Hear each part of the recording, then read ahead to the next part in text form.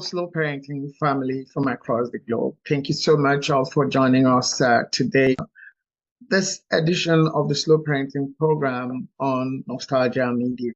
It's always a pleasure to have you join us. And today we're going to pick up, from where we stopped last week. We're still looking at issues around decisions that parents have to take or steps they have to make to remain relevant in the lives of their children, our children. Okay, so today we are going to be looking at an issue that's of a global relevance. Parenting has a global relevance anyway, but we are looking at the issue of who takes charge of the upbringing of the education of our children around issues of value, morals, and then, of course, our culture. So is it parents of our children or is it the government? So on this edition today, we are going to use Canada as a backdrop because of the steps that a category of parents in Canada have taken to demand to be relevant in the upbringing of their children around these issue areas of morals, culture and values. Okay, so that's our program for today on slow parenting, and we'll be looking at what a group of parents, well, not a group, some parents, within Canada is an organization. It's a huge one. Last year, September of last year, they held a march around Canada, around major cities in Canada, to bring their voices to be heard, making demands that the government should, especially within the educational institutions, should let parents take a major role, take the front seat in taking decisions that concerns the moral and values and cultures of their children. Okay, right now there's a challenge over that. So they are looking at this year again, holding some other rallies across cities across Canada this month of September. Okay, so don't go away. As usual, I'm not alone on this program. We have right now we have Dedoyin Ishola. Dedoyin, you're welcome. Please, can you be on camera? We can't see you. Hello, Doyin, can you hear me? Okay, it seems like she's still trying to connect. She's still having some technical issues. Okay, so we're going to be back. Just stay with us. Don't go away, please. We'll come back after this commercial.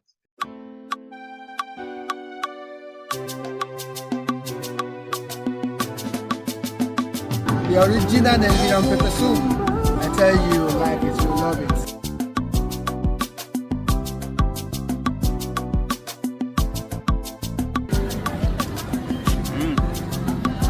That's fish soup right there, man. Got that. That's very good. It's super spicy, super sweet. You can put the authentic African stuff on it. It makes it very tasty.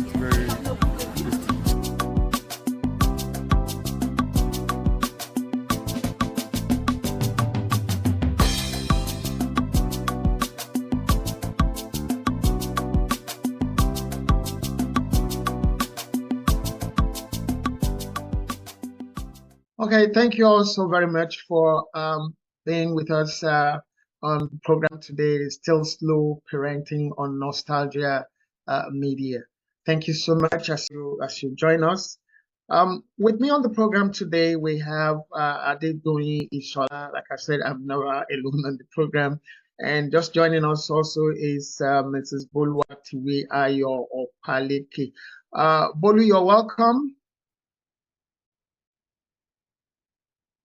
Thank you, sir. So I don't have power. Hi, everyone. And see it's pretty dark where I'm at. So I'll Wow. just put my video off. Okay. And Doyin, welcome to you. Thank you for joining us today. Thank you for being on the program, Doyin. Hello, Doyin. Thank you. Good evening. Can you be on the camera, please? Yes, I'll be in a minute. Okay.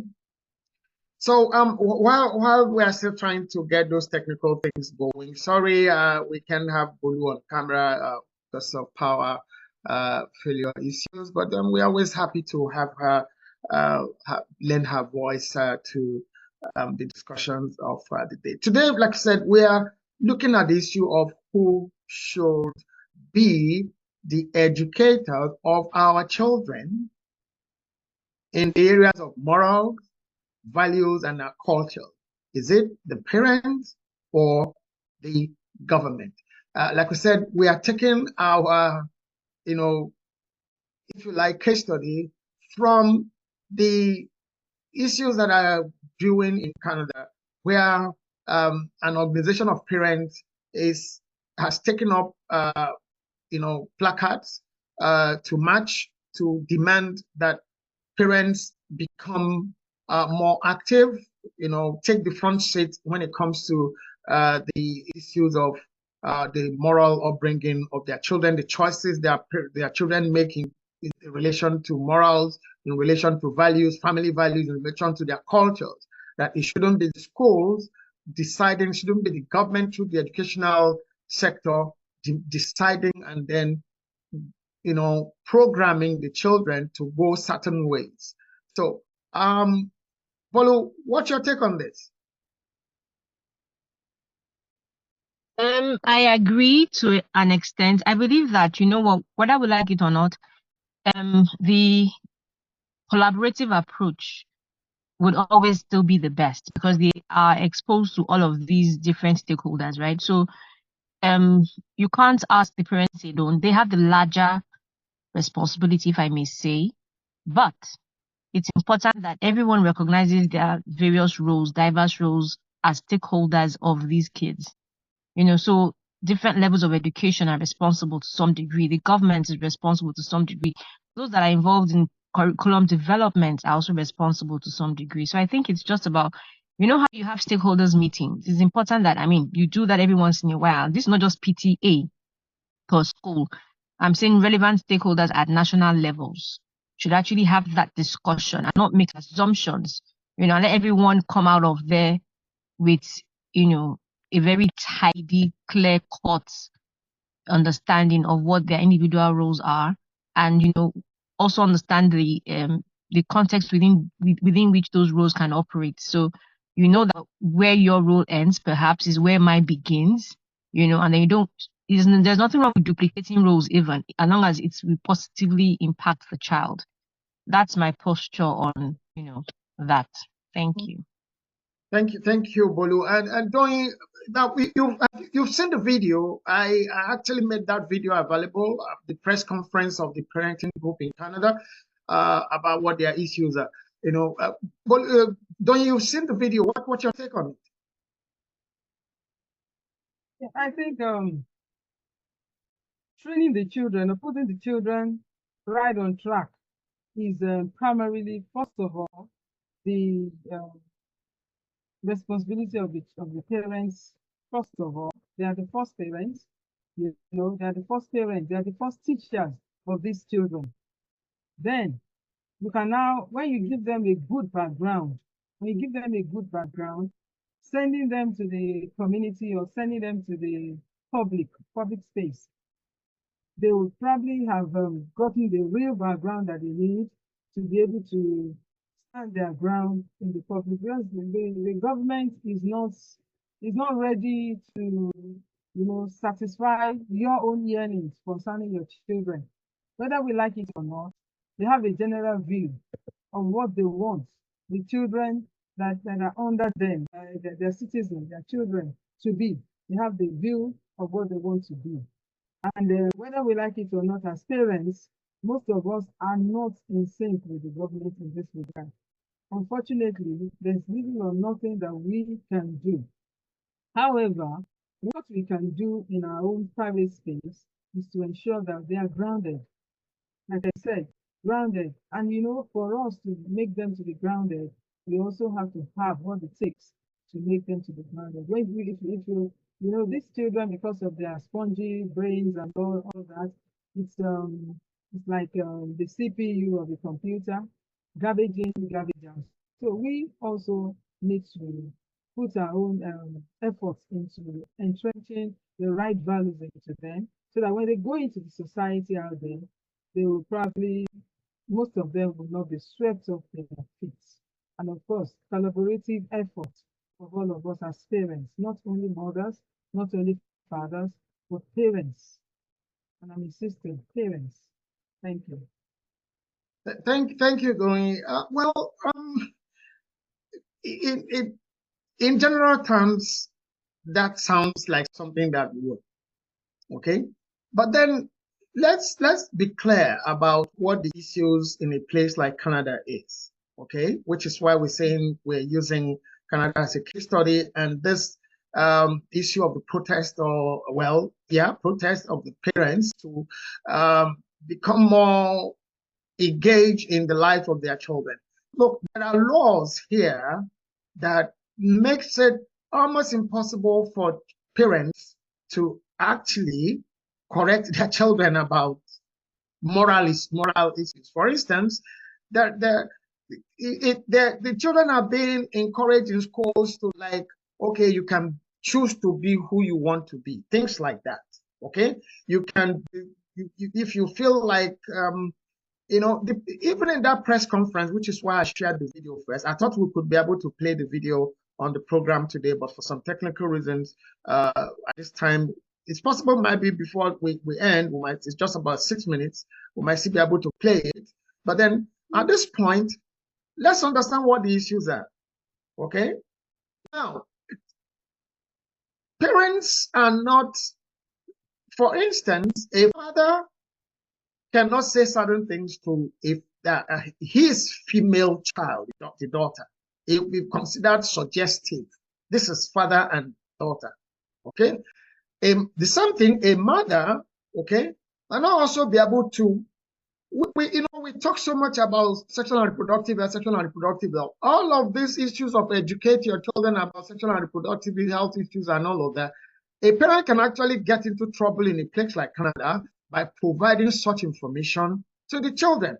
Whereas in school, it sounds okay for the children to be given the impression that, look, you can choose to be whoever you are, and they're actually encouraged by the teachers that are supposed to teach them other things, okay?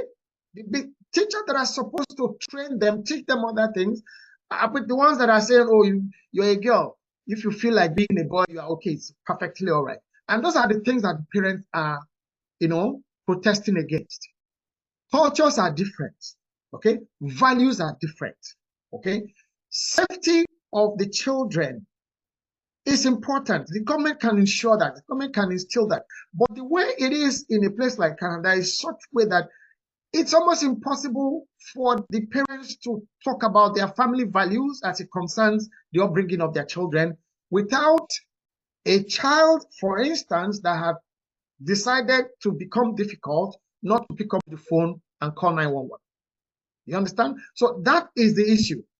If it's in a place like Nigeria, and I think the unfortunate part of it is that some people in Nigeria are actually sitting in places like Nigeria, not just Nigeria, in places like Nigeria, are sitting back and saying, oh, let it be like, the way they are doing it, but without having a complete understanding of what it means for the state to determine what you can do and not do with your children. It doesn't stop with don't flog your children. It doesn't stop with corporal punishment and all of that. They actually dictate the kind of things you can say or not say to your children. Okay? That is the challenge. That is where this challenge sits. Okay?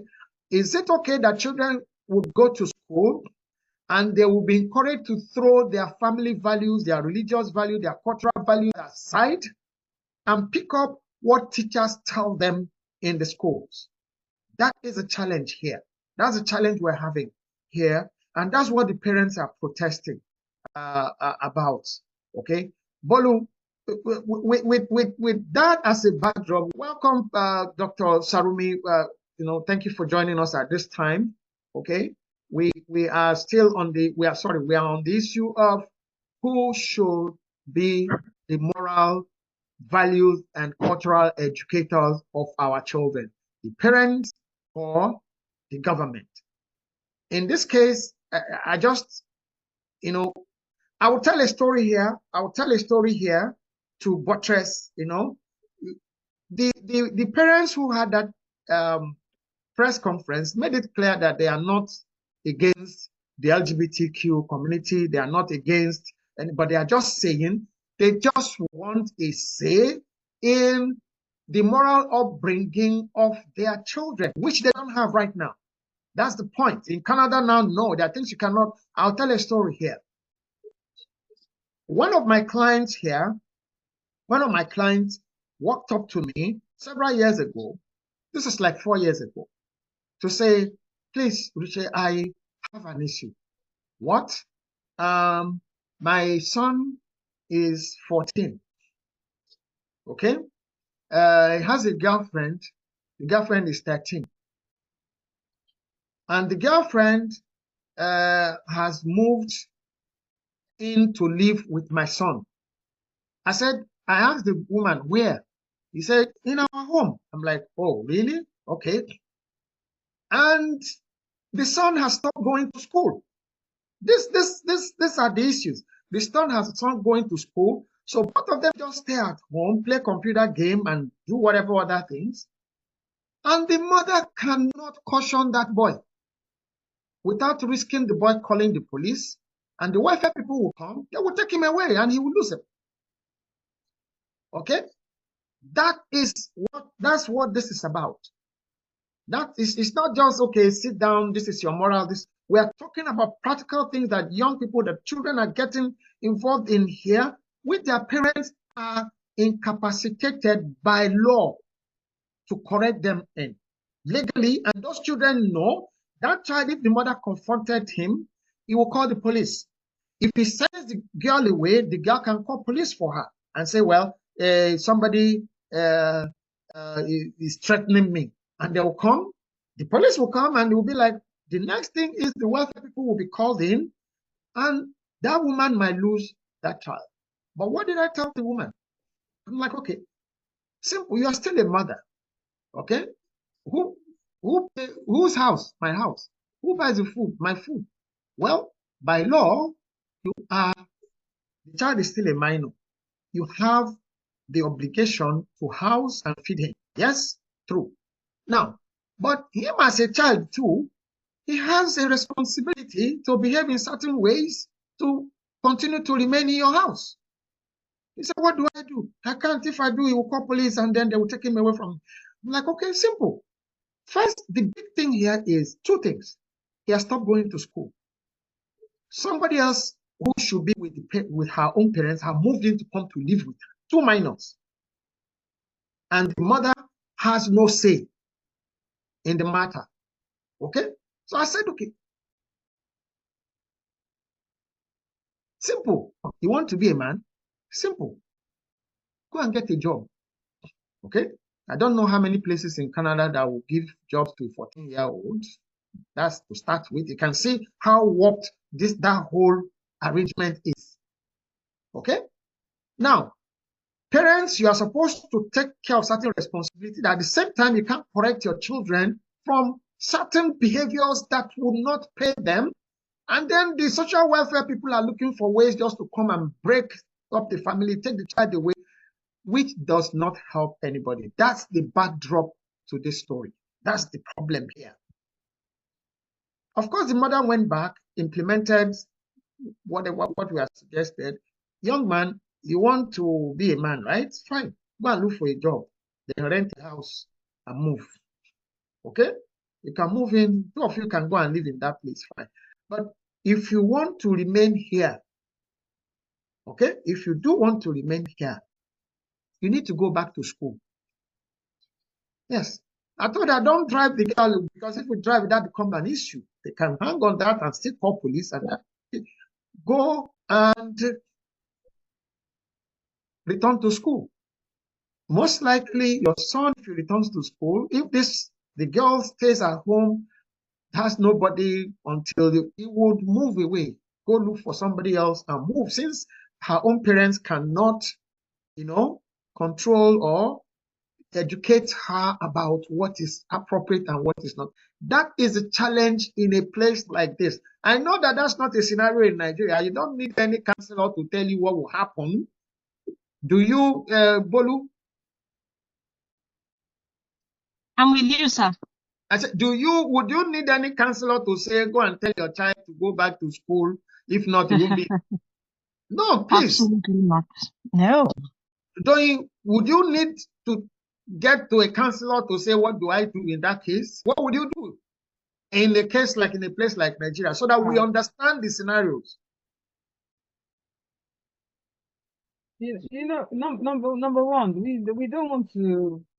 We still want the children to be our friends. Hello, Auntie Doing. You understand? Yes. Are you? Yeah. Hello. You're here. We can hear you. Can Go you ahead. hear me? Yeah, we can hear you. Okay. What I was saying is that you still want that child, whether Nigeria or Canada or US or UK, wherever, you still want that child to be your friend. I know Nigeria case is very, very peculiar, is different. At the same time, you also have to tread with caution, because these days you find children running away from home in Nigeria, and they will go and hibernate somewhere. So what you will do, definitely, you have to put your feet down. You understand, as parents. Of course, there are no laws, there are no police or your law enforcement agents that will do exactly what they're doing in Canada. But you have to be a little bit strong and harsh. You understand? Not to the extent of sending that child out of the house, but you let the child know, come. If you want to do what adults are doing, then you have to wait until that time. And if you think you're in a hurry to do it, then this house may not contain both of us. So it's either you go or you conform. Thank you very much, Dr. Ewale. Thank you for joining us. We want to have your perspective on this issue, sir. Using this case study of this mother, the two children, the boy and the girlfriend, I mean, in a place like Nigeria, how would that kind of a situation be handled, sir? Well, we don't want to say how you handle it. Thank you very much. In my own culture, that's an anathema. It is something that is intolerable. Such a girl will be asked to leave. The girl must leave. Well, how can your parents release you to come and do like that? No reasonable parent from my own culture will permit such. But then culture differs. So if that is tolerated in the Western world, it's not something that majority of people from my own culture will tolerate. This issue of a child will run away from home will depend on the upbringing, depend on how the parents, have been dealing with that child from the beginning. If you are a parent that is firm, and because moral character is the moral behavior is the basis of character. If you don't embed that in your children, then you are going to build trance. Those who are not going to be capable of living a life that is worthy. Because I've said it on this platform severally, the parent are the first moral pillars that every child must, lean upon. Yes. And so one parent start tolerating nonsense like this, then that child is going to seize that opportunity to misbehave. So the earlier we start impinging such moral value into the life of the child before they grow up, we have said it on this call, that by 7, 8, they have already been formed. So we need to put that in them. I could remember a quotation by Billy Graham years ago. He said, if wealth is lost, nothing is lost. If health is lost, something is lost. But when character is lost, all is lost. So having moral value, have what I call is a strong root that every child needs to develop. And the key teacher is the parent. The parents need to do their part because, there is a parable we say for trees, for the trees, having a healthy root means that they are having healthy leaves and branches. And for people having a strong root of healthy values, means that they are having good thoughts and healthy life. So moral value are very important component of any individual character. And that need to be taught right from childhood. And the teacher are the parents. So the importance of teaching this value to children is that of the parent. This case you have talked about, thank God that you were able to handle it, because at least that story you have repeated it on this call before. So, Yes. and I can remember, and we did commend that parents the way she followed your example. But if it is here, I will take the girl to her father's house. That this girl take care of it. Don't let the girl spoil my child. That's the way we will do here. We'll take the girl to her father's house. Oh yeah, take your child. Oh, he's coming to my home to sleep with my boy or something. We'll take her there to separate them, and you need to talk sense to your boy so that your boy also can have a direction and be able to ensure that he builds a good life for him to start living. You can't be living with a girl in my house. It's not going to happen here. Normally, African man will not take that. But there are a lot of African men now and women who will take that because they are copying the culture of the West. But in the real African values, it is not tolerated. Let me stop there. Thank you so very much, Professor Wale. And here now lies that exact problem. This is the background from which the parents are protesting here in Canada. Okay, this is what has led to this movement, to this protest that started last year, which they are planning also to continue this year. They've already, in that video, they said they've already sent letters to the new Minister for Education, and they are even threatening to withdraw their children from schools. Now, the point here that has been made by Dr. Oyewole here is there are these two divides now. There are no more two divides. You have parents here in Canada who are from such cultures where that's, like he said, is anathema. But the legal codes here, the welfare codes here, limit those parents from taking the kind of action, you understand, that even would have even prevented those children from thinking that way in the first place.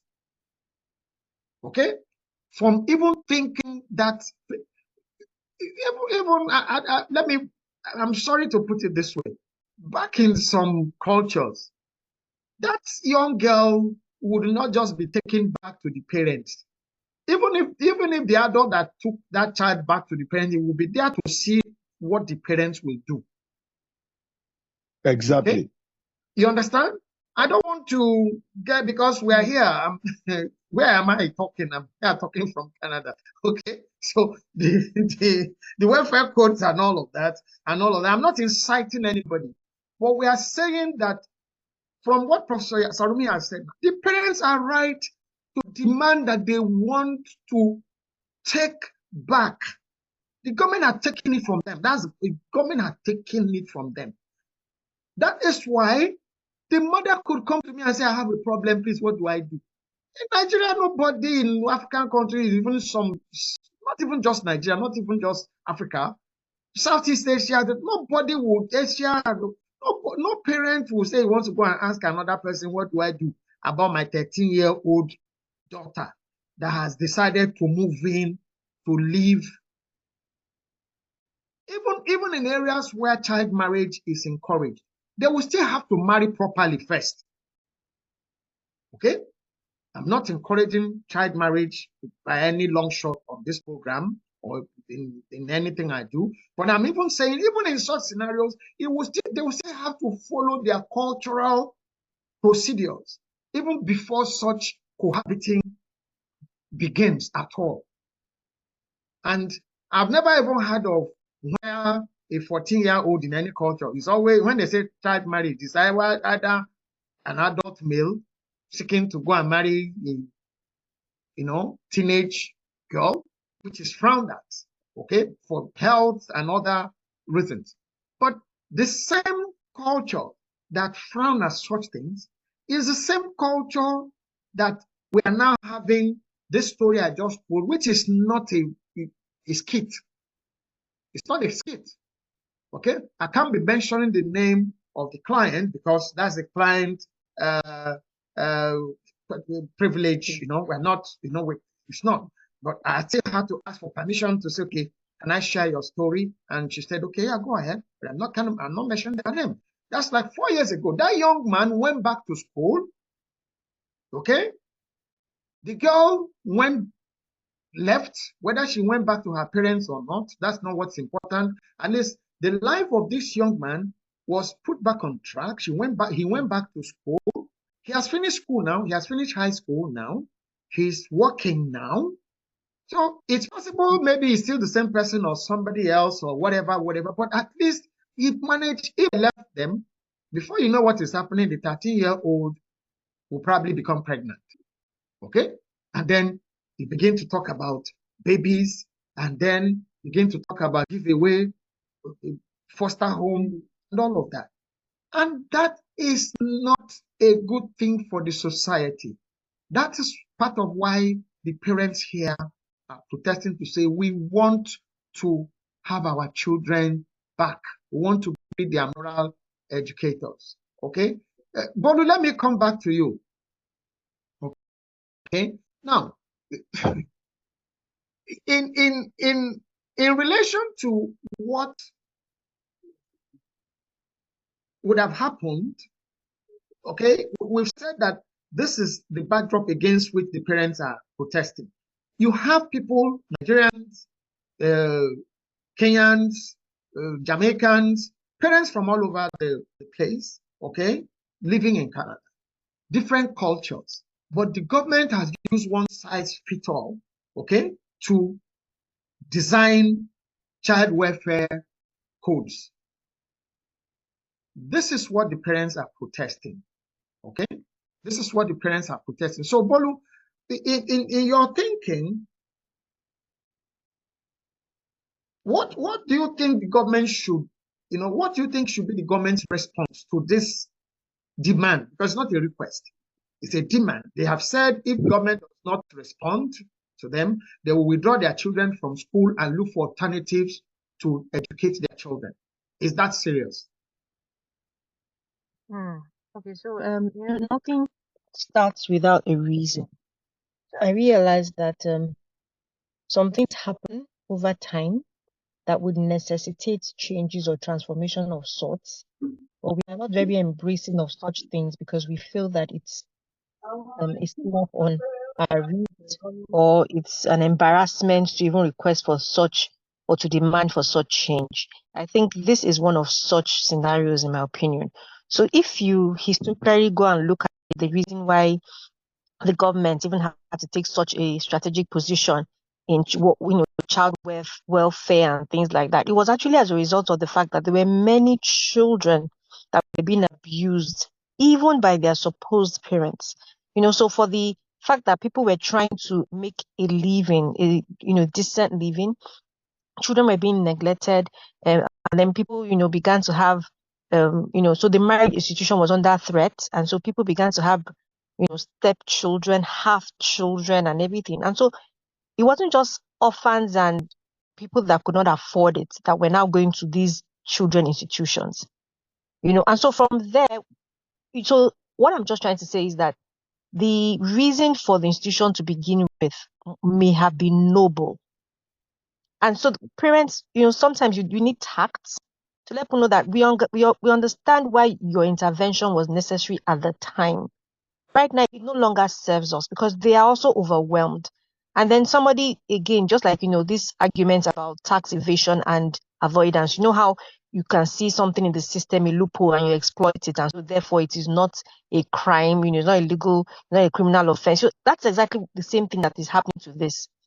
So people with bad intentions, with terrible intentions, have noticed the loophole that has existed and have exploited it to bring about their own agenda, because they realize that, so whether it is LGBT you want to say, or whatever it is, child pornography, anything at all, that if you catch them young, you can actually destroy their lives for literally forever. So it was an exploited thing. So yes and yes, parents' demand now is legitimate, but I think that hardly any battle is won by like making a fuss or making like being angry. It's usually the it demands dialogue.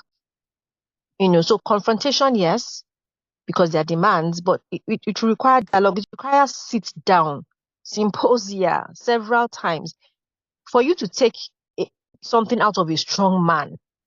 It would have been better if the strong man never had it to begin with. So right now, for me, I think that the methods that they're being used, and from time we've realized that when something is confrontational, it hardly makes anything work. So anything that can bypass your conscious resistance would likely, spread faster.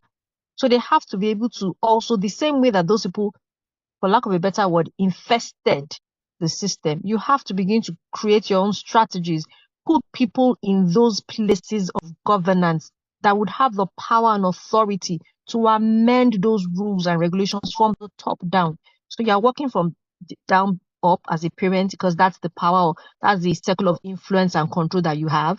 But you also have to be strategic in deploying people that would just be, doing as if they're one of them until they get to the top there and influence things from the top.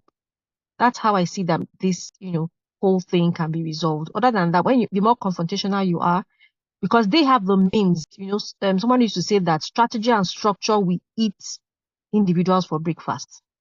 So you are fighting an institutionalized method right now. It's not just one person, it's structure, it's process. You have to do it with tact, with strategy. That's what I think. Thank you so much, Bolu. Yeah, I hear you. But then still coming back here, there was a joke somebody said to me last week. He said that teachers are the only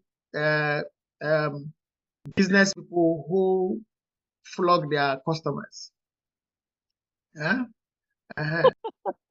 Yeah, I mean, on a lighter note, that teachers are the only business, that is only teaching business that you have business owners, punishing their customers, their pupils, their students. Okay, but be that as it may, like you said, Students are not their customer.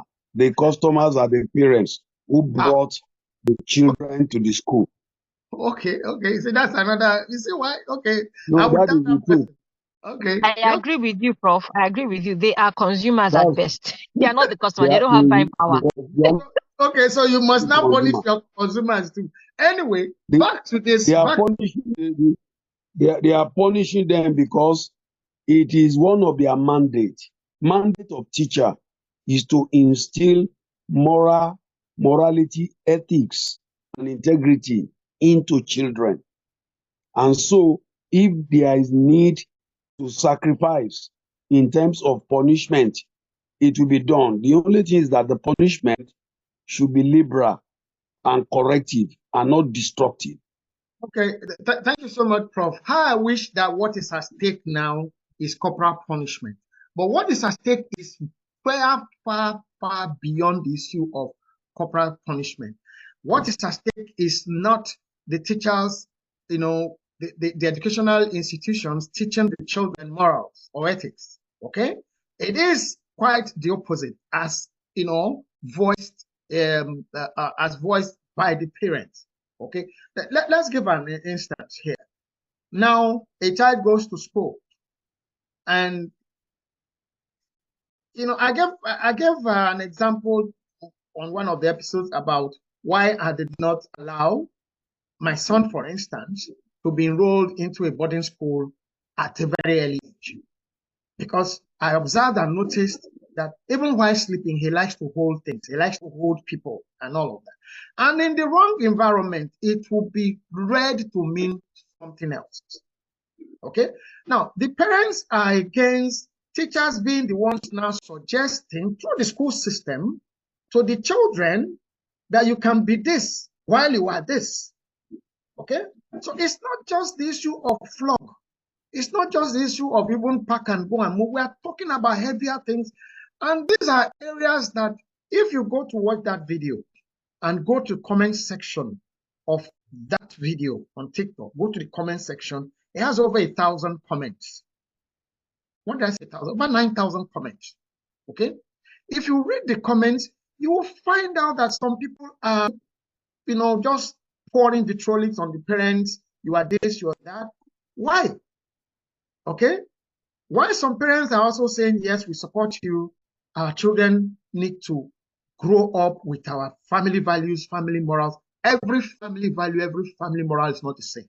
Every cultural value, every cultural etiquettes, they're not the same. Okay? And that's what these parents are fighting for. That's what, and Bolu, back to the issue you raised about not being confrontational. I don't really think that protests are confrontational. If they are confrontational, they will begin to know they are protesting. And in that video, the spokesperson for the parent organization also said they have already sent a letter. They've been going. Besides that, it didn't start one day. He also made mention in that video that right now you have more teachers resigning, leaving the teaching job because they cannot stand what is being presented by some other teachers within the education, and the education authorities turn the blind eye. They even mentioned even the police, okay, even the police having to, turn the blind eye while people are having nude parades in the name of whatever they believe in the presence of children. You understand? So it's quite a complex thing. What they are doing is not here in the West. Protests are, they're legal. Okay, it's not confrontational. They have designed, they've announced the date they are going to. I think it's the 24th of September or so. Last year, 24th or 26th or so. Okay, and it's nationwide. And this is not Canada alone. And I can assure you, if they go ahead to succeed in what they are doing, it will spread to other places. There's a problem. If it was that, the teachers are flogging the children too much or whatever, it's a different thing. If it's that they are not teaching them well, they are not passing the exams, the teachers are teaching the children, as alleged by this parent group, other values which don't align with the family, cultural, or even religious values of the individual parents and individual children. And there's nothing the parents can do about it because they have been legally excluded from certain parts of education of their children. Okay? The discussed person actually also went forward to say that if religion had been removed from schools, he wouldn't be like he didn't know what he was saying if he could come up with that. If religion had been taken away from schools, then it should also mean that, it should also mean that certain indoctrinations about certain behavioral patterns should not also be encouraged within the school system. That's what the parents are protesting about. Okay, and it doesn't really seem as if doing, in this regard, Bolu says it should not be confrontational. In this regard, parents who have the background that Dr. Oyewole had described earlier, I will take the child back, which cannot happen here. Okay? If the child does not call police for you, the parents of that girl will call police for you to say you are discriminating against their child. You're harassing their child. And the police would actually come. It would actually become a case. Okay? So if the parents now would not protest, what should they now do here?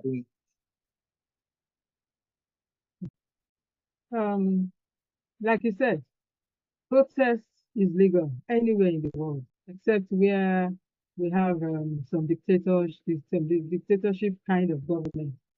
At the same time, the parents can form pressure groups, internal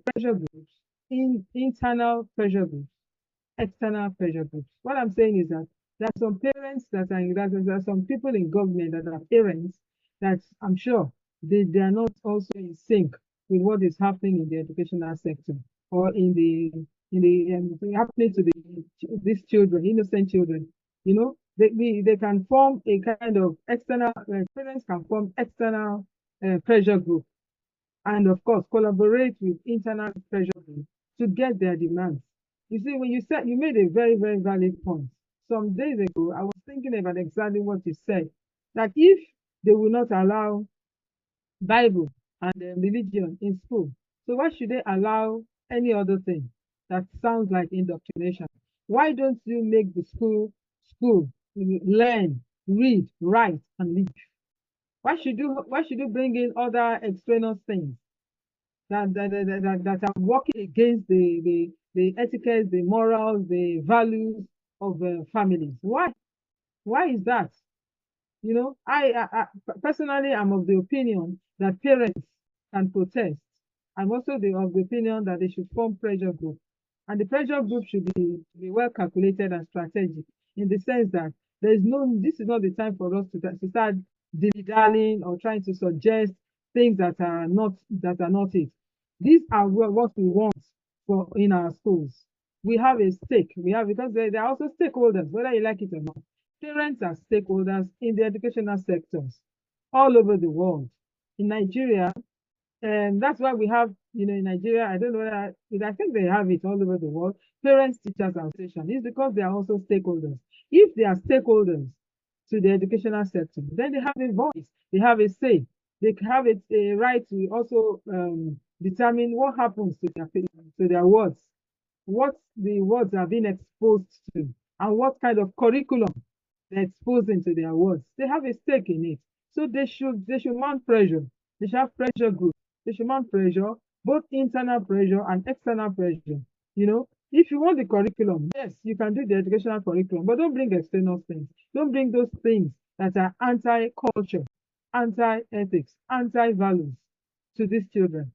Much as you don't want the Bible, much as you want the Quran, then you can't have all other things that seems to be brilliant. I think that is my own point. Thank you so much, Professor Sarumi. In your view, in this whole scenario now, what other options should the parents have in a place like Canada?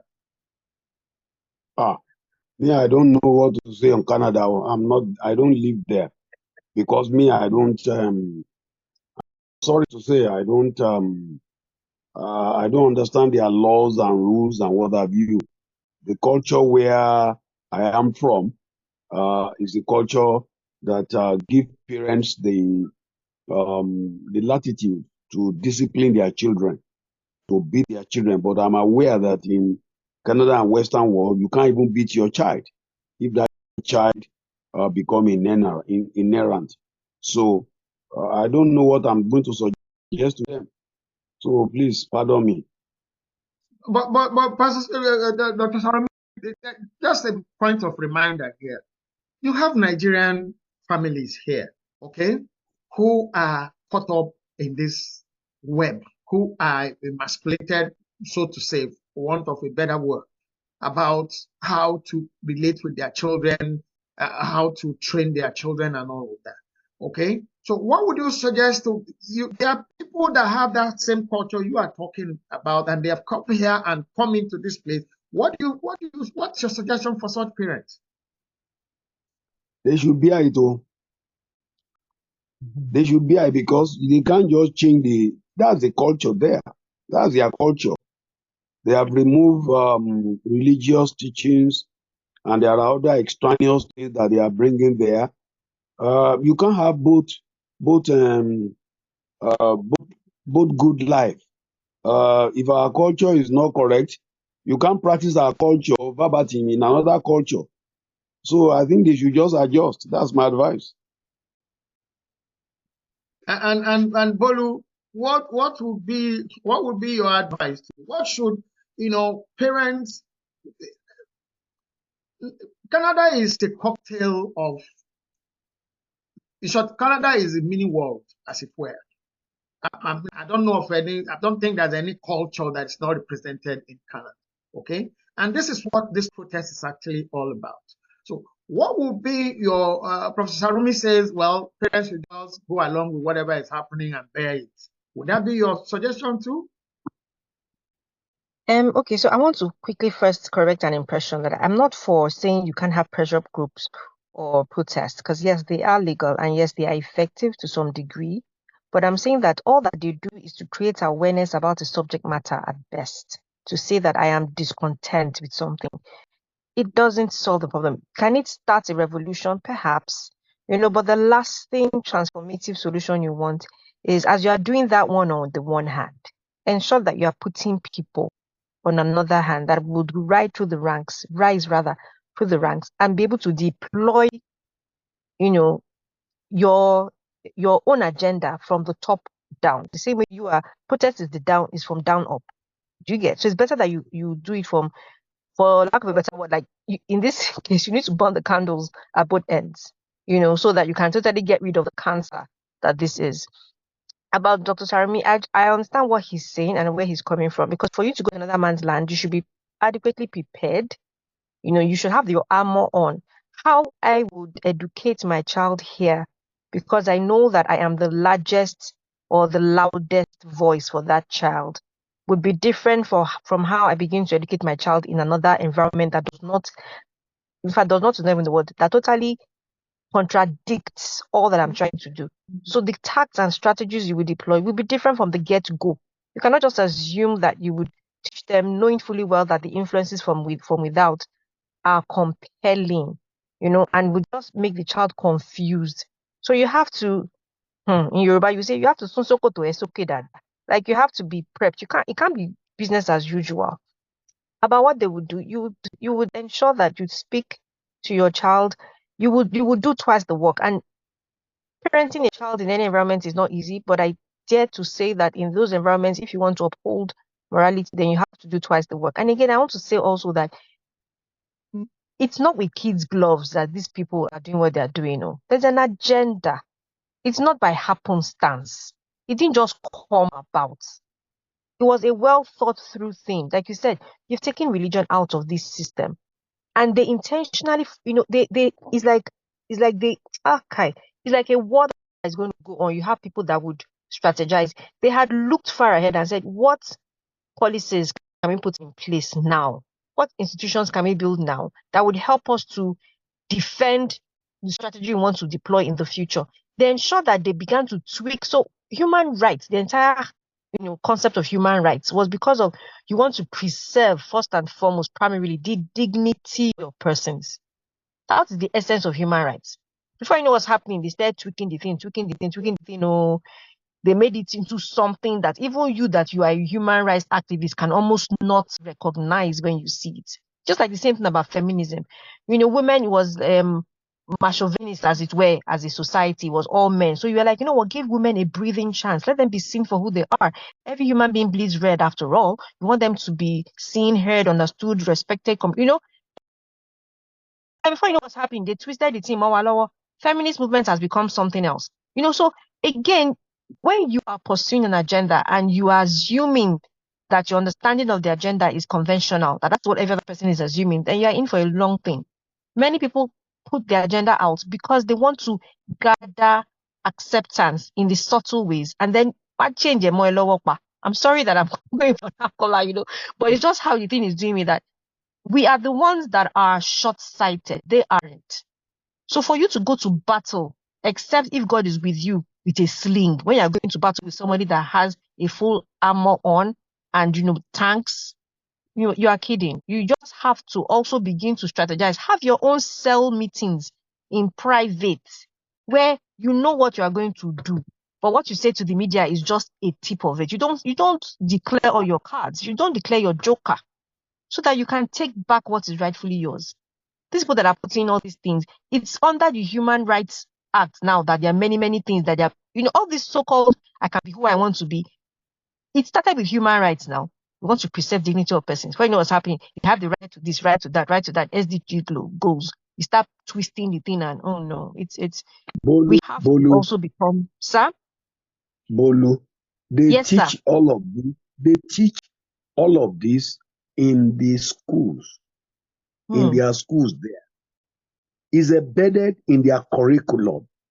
Yes, but it did not start out like that. It wasn't always like that. 30 years ago, that wasn't the case. Even in these same schools now. I know teachers who are in US because of all these things, they refuse to teach again because Prof, just not to cut you, that's exactly part of what the parents have said here. That if you watch that video, part of the statistic that they released was that there has been an upsurge in the number of teachers who have resigned from their. Yes, I even know Nigerian teachers that have left the educational system because we don't want to carve in. Yeah, I am agreeing with you, sir. So so they are teaching it. I'm agreeing with you, but I'm saying that it was not always like that.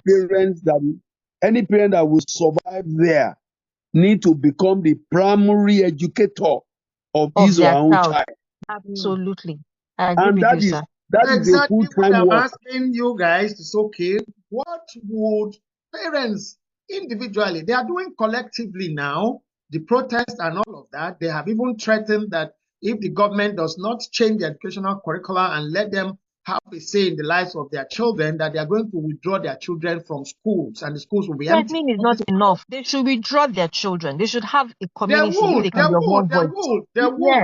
but then they serve the notice. But I'm now talking about individual parents. Let's take it home. Just like Dr. Sarumi was trying to say that any parent that would, what are we saying to this multicultural society here? I mean, Dr. Sarumi, I'm not saying come to Canada, you're living in Canada, but I'm just saying by the reason of our humanness, we are human beings. We understand what we're saying. We understand what the cultural conflict in this thing is all about. What should we say to these children? Just like you started saying it already, that they should start, even when they have them here. So I just didn't, this program is not about me. So I want you people to also, I want you panelists you see, Dr. Richie, it is both, I think is a tripartite thing, or maybe even quadripartite. Is cognitive, is behavioral, is emotional, and is spiritual.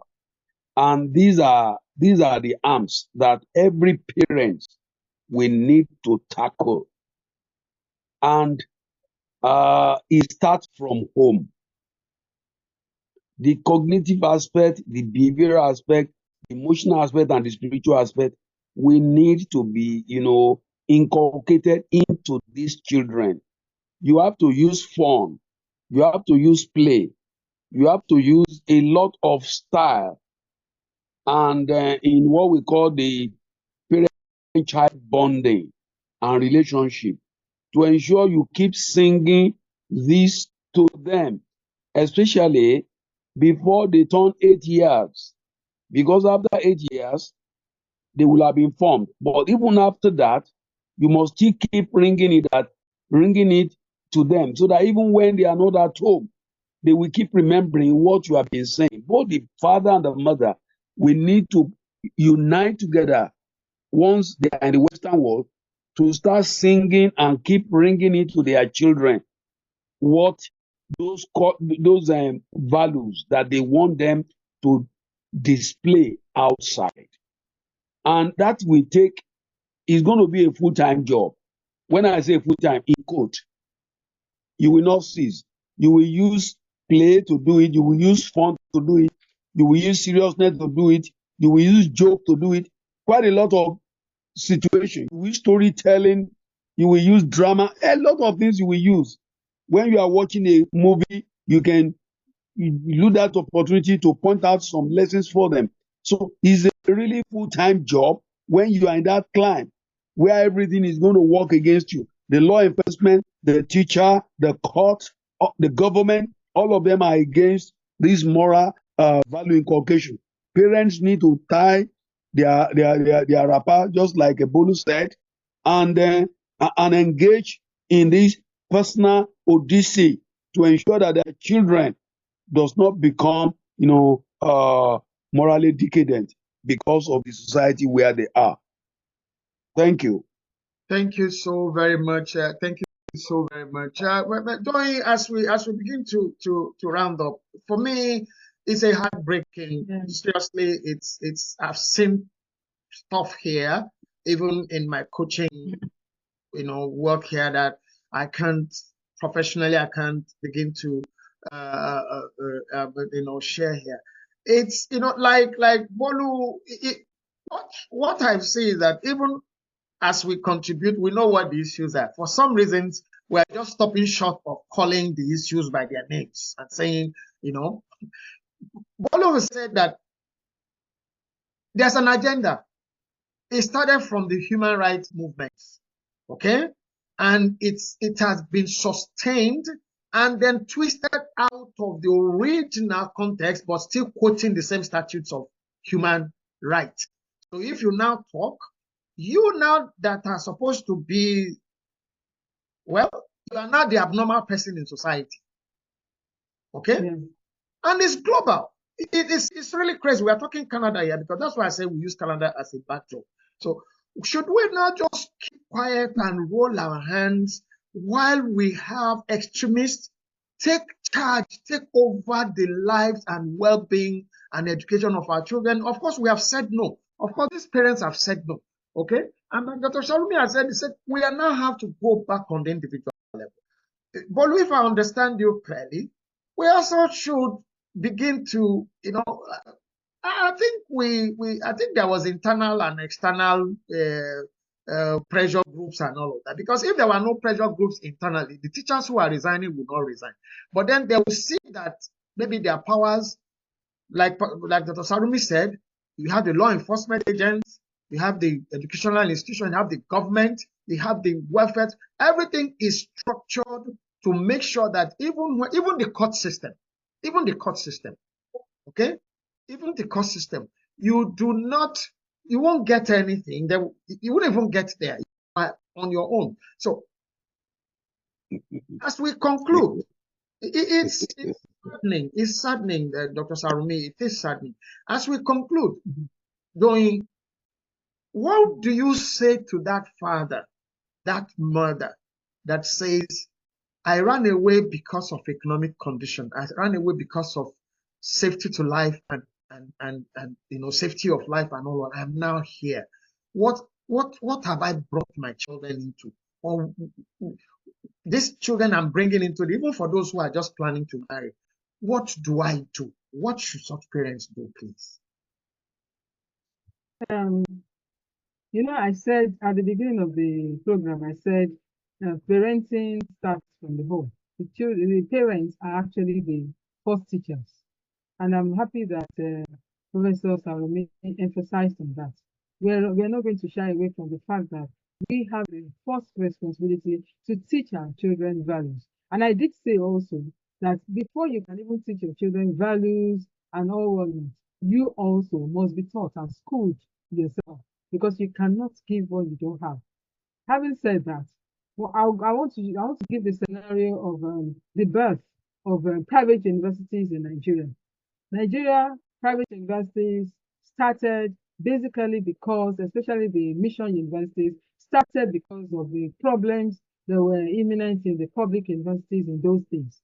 We had so much cultism, so much evil, so much this and that, and parents started getting some relief from private universities because at least they are still under much control. I'm not sure. I'm not saying that they are totally exempted from all of these vices and all that. But when you look at the quantum or the volume of these vices in the public universities, you cannot match them with the private. You understand what I'm saying? So one of the things that gave birth to it is because they wanted to have a safe place for their children to have their education, and especially without disruption. So one of the things that I think parents should do in such climate, if it is allowed, and I'm sure it's allowed, is that they should also set up schools that will teach morals and parallel with the government schools. Sorry, let me just stop you there. It's still the same educational sector. Yeah, it's the same educational sector. Yes, I agree with you. But the level of the curriculum, Richie, the level of curriculum might be different. Of course, it won't be different. No, I don't think so. I don't. You cannot teach anything that is outside the curriculum in the Western world, ma. Please. No, I want to give the example. Excuse me.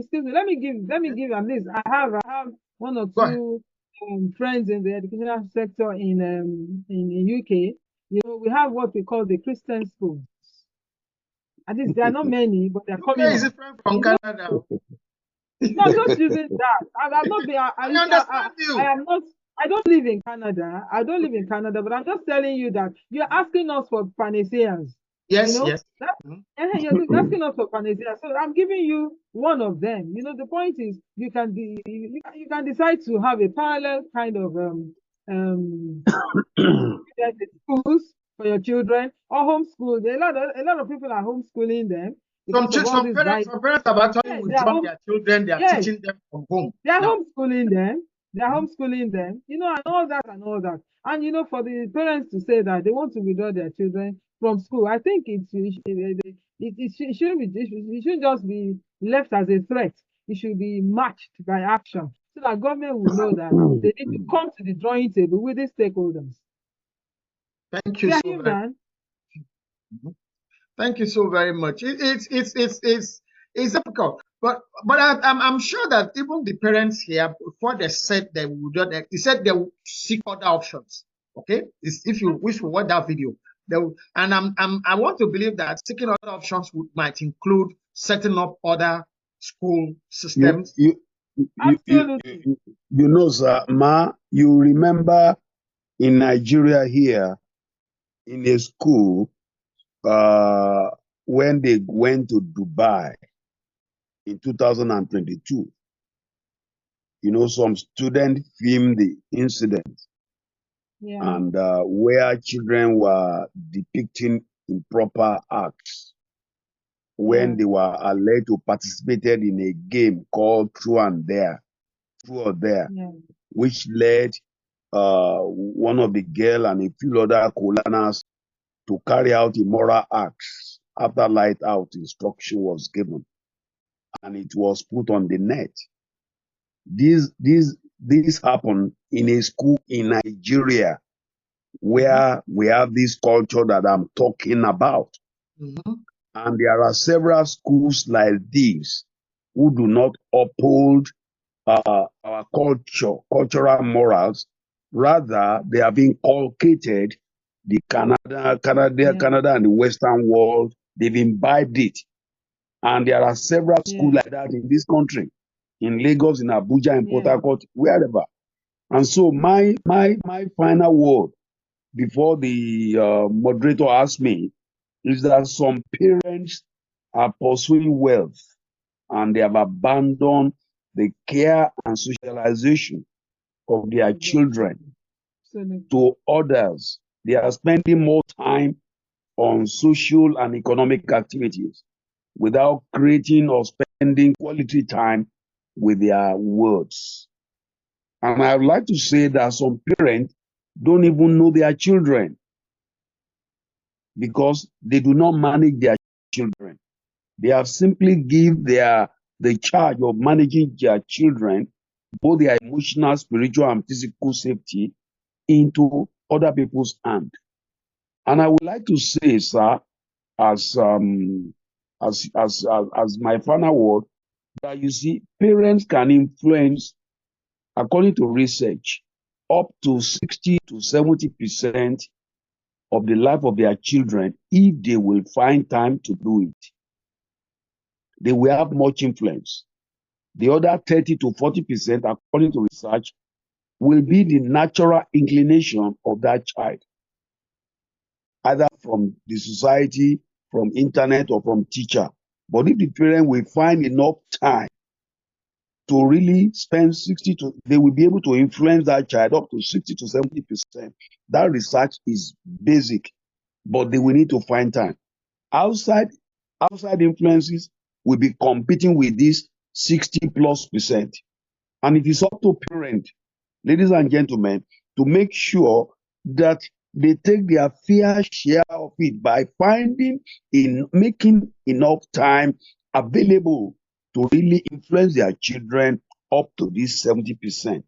And don't allow any outside influence, which are bad, because not all outside influence are bad.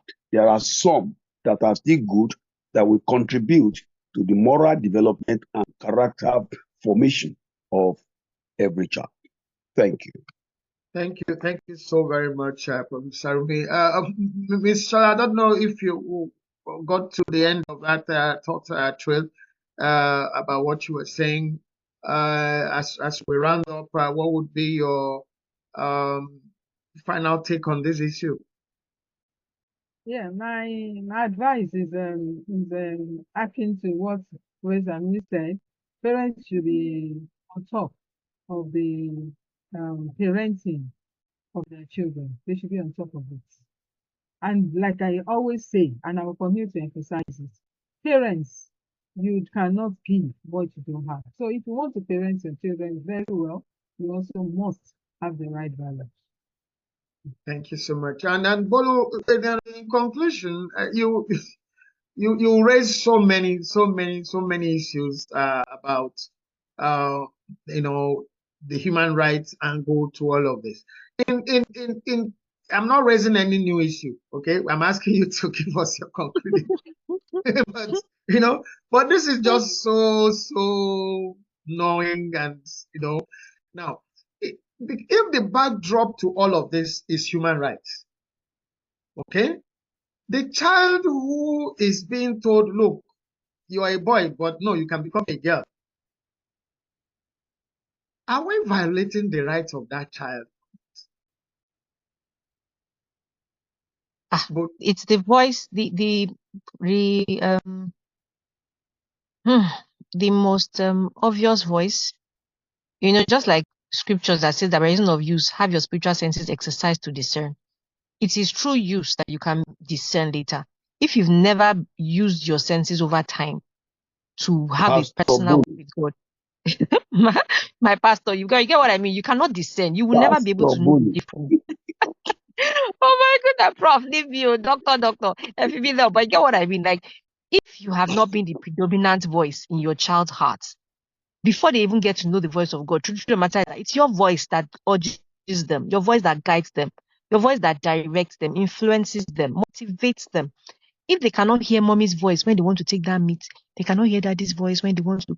How in God's name would they not be crowded or confused by the voices that are enormous and perhaps even louder when they get older?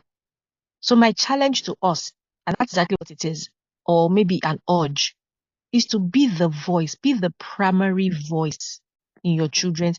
Some will call it conditioning, but truth of the matter is that parenting requires some level of conditioning, because that conditioning is an empowering one, and you are the one that has the best interest of your child. Because condition your child so that when they get older and they want to discern things, there will still be a foundation that will steady them. Wow. All my viewers, you've heard it all. Bolu says condition your child. But we all of us are unanimous in saying no government. Yes, it's parents that should be the moral, value, and cultural educators of their children. It's as simple as that. The children have gone to school to learn specific skills and is subjects to help them to forge on in life. And like has been said, even by that parent body in Canada that held that press conference, if you've removed religion from the school curriculum, why do you now allow some other extraneous subjects that take the children away from their morals, values, and the cultures and replace, and then we have a society of children who don't know who they are anymore? Because that's actually the danger. It's not helpful. It's not helpful that a father could not say, hey, stop for a while, don't go there.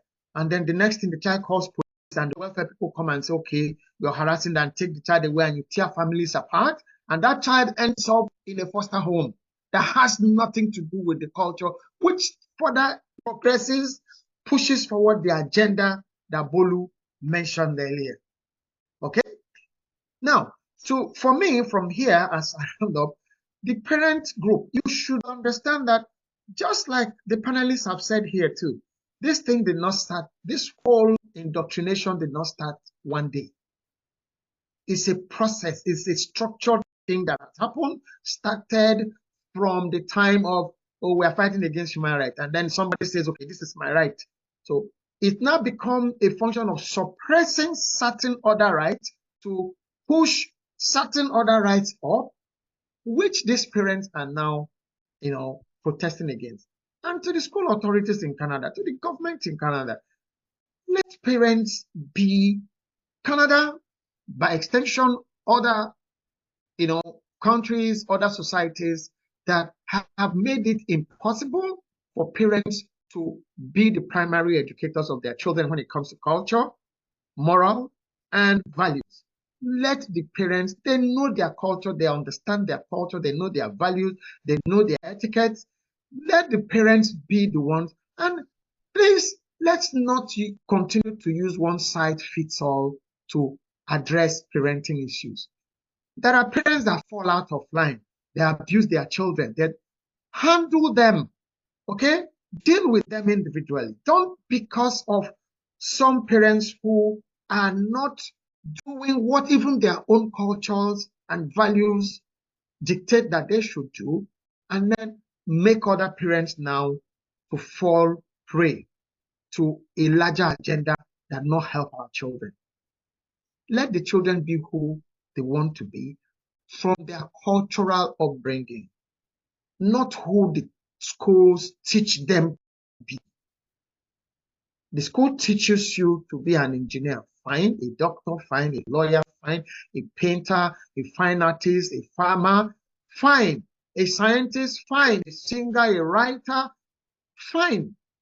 The school is not a place to ask you to choose what you want to look like. It shouldn't be. It should not be. Please, the parents know what they are talking about. And they have said that even within the LGBTQ community, you have had those who have come out to denounce the indoctrination of children within the school system. Okay? This is not a fight against anybody. It is a case of let me be who I am, be who you are.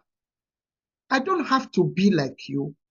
You must also not force me to become like you. That's this issue. That's what the parents, in my understanding, let me be with my children to remain who we are. Remain who you are. Okay? I think that's what this case is. And for the parents, begin to think about sending some of your members to the parliament, to the educational districts. Okay? Take up jobs, campaign. Somebody actually says to that spokesperson you should be in the parliament. Yes, you should get to the parliament, because this has gone beyond just let's talk about it here. It now has to be pursued through policy. Yes. Through legislations. Yes. Okay. And that's it today for our program, people. It's been such a wonderful time being with all of us on the Slow Parenting program. Here we say that parents should be, must be the primary educators of their children, in line with their cultural, religious, ethical, moral values. Society that is making it impossible for parents to do those, it's only programming for chaos. And there's enough chaos in the world already. We don't need more. Okay? Thank you. As we look forward to seeing you again next week, Wednesday. Okay, same time, 2 p.m. Eastern Standard Time, US and Canada, and 7 p.m. West African Time, Nigeria. We say, stay well. Parents, don't give up hope. Okay? Stay on it. Our children need all the efforts from us. Bye-bye.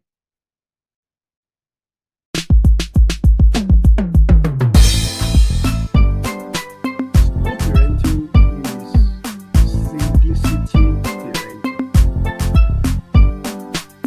Simplicity parenting. We want to discourage a particular behavior, right? We want to deter that behavior from occurring in the future. And so we apply. So we are talking about community. We also remember that your children want to be you. They're not talking about that person that's out. Exceptions to every rule, and no matter the best or the most noble of mirrorings that we do modeling, sometimes they veer off.